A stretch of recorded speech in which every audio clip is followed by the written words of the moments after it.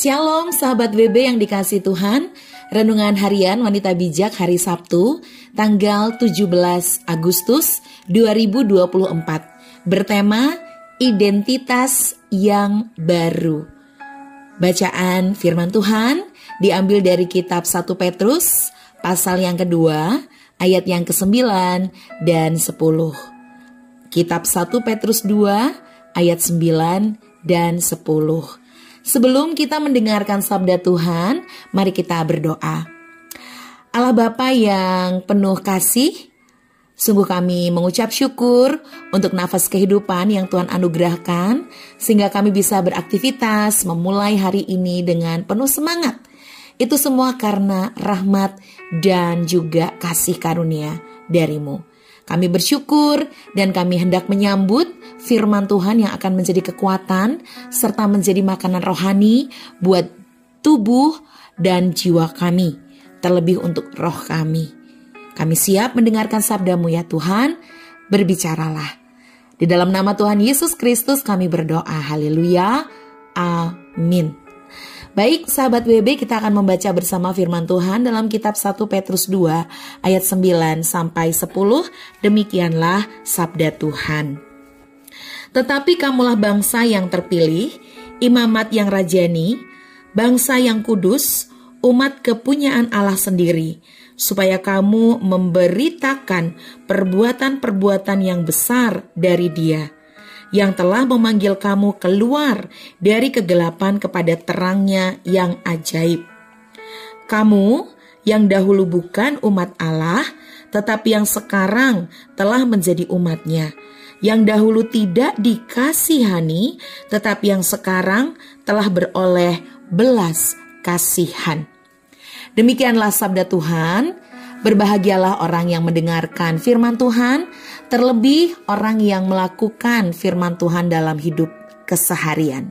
Amin. Sahabat WB yang dikasihi Tuhan, setelah kita mendengarkan sabda Tuhan yang menuntun kita dan menolong kita untuk memahami makna firman hari ini, ada pertanyaan pembuka. Sahabat WB, siapakah kita setelah kita ditebus oleh darah Yesus? Dan apakah fungsi kita dengan identitas yang baru? Sahabat BB bisa kembali membaca pada ayat yang ke-9. Lalu, apa yang Yesus lakukan bagi kita dengan pengorbanannya di kayu salib? Sahabat BB bisa membaca ulang ayat yang ke-10. Sahabat BB, Jeff Bezos, seorang pendiri Amazon, sebuah e-commerce terbesar di dunia. Pada tahun 2006, Bezos berkunjung ke negeri Cina untuk mempelajari pangsa pasar. Ketika tiba di provinsi Hunan, Bezos bertemu dengan seorang anak perempuan kecil yang telah ditinggalkan orang tuanya dan tinggal di pusat kesejahteraan sosial di Hunan. Sejak pertama bertemu, Bezos merasa dekat dan terhubung dengan anak kecil itu. Akhirnya, Bezos dan istrinya memutuskan untuk mengadopsi anak perempuan tersebut. Betapa bahagianya anak perempuan ini. Karena dahulu ia miskin dan terlantar, kini anak perempuan tersebut dicintai oleh keluarga barunya. Diberikan pendidikan terbaik, tinggal di rumah mewah. Bahkan sekarang dia mempunyai identitas baru sebagai anak miliarder yang berhak mewarisi kekayaan Bezos.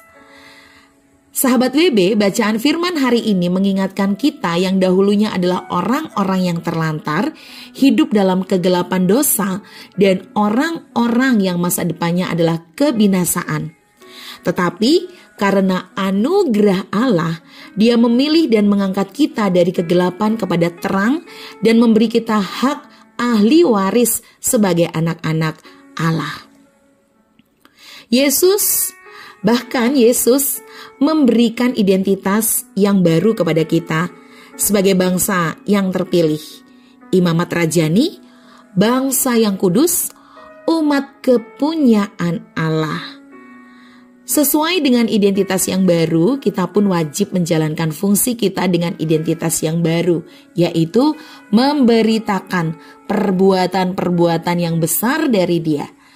Dengan identitas yang baru ini, Allah mau kita membawa terang Kristus bagi tempat di mana kita berada, yaitu di bangsa ini.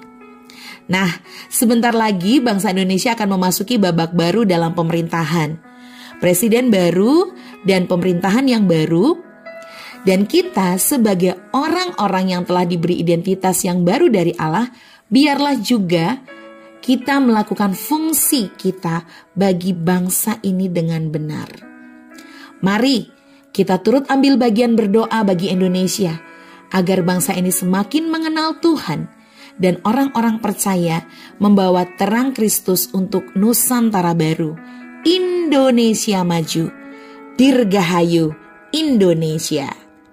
Sahabat WB, sebelum kita membagikan kepada rekan dalam kelompok pemuritan mengenai berkat dan komitmen kita, mari sekali lagi kita berdoa. Bapa dalam surga, kami bersyukur kami lahir di Indonesia, bangsa yang Engkau anugerahi dengan kekayaan. Kami bersyukur kalau hari ini bangsa kami merayakan hari kemerdekaannya. Kami bisa mengisi hari-hari merdeka ini dengan hal-hal yang produktif, hal-hal yang berdampak baik, hal-hal yang tentu saja membawa bangsa ini semakin menemukan terang Kristus. Kami bersyukur buat hari kemerdekaan Republik Indonesia yang kami rayakan hari ini.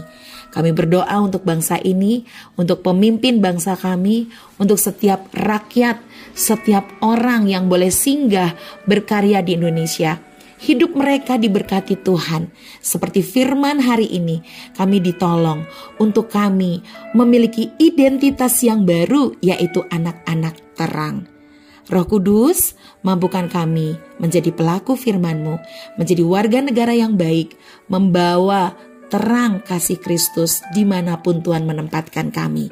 Dalam keluarga, dalam gereja, kehidupan bermasyarakat, berbangsa, dan bernegara.